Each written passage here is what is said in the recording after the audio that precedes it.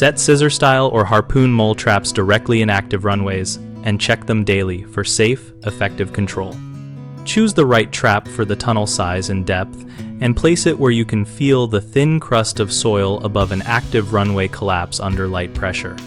Use gloves and a cloth to handle traps and to clear a short section of tunnel so you can see and access the runway without leaving human scent that might deter animals.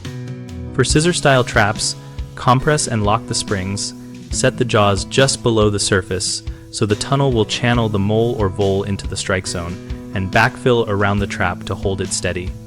For harpoon traps, orient the points facing the runway so the animal moves toward the sharp end and triggers the mechanism. Always follow the product instructions printed on the label for placement depth, trigger sensitivity, and safety devices, and check local regulations and humane guidelines for trap use and required disposal or reporting.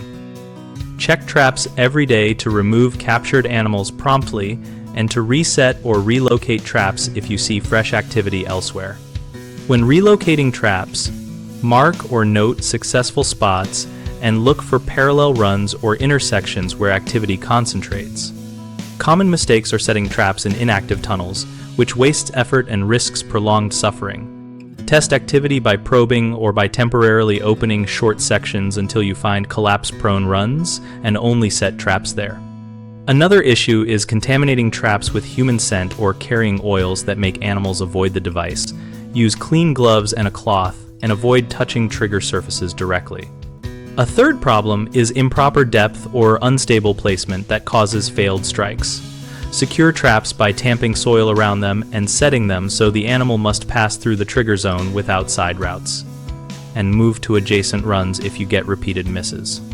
BigHomeProjects.com connects homeowners with local contractors and supplies practical guidance on projects like humane mole and vole control.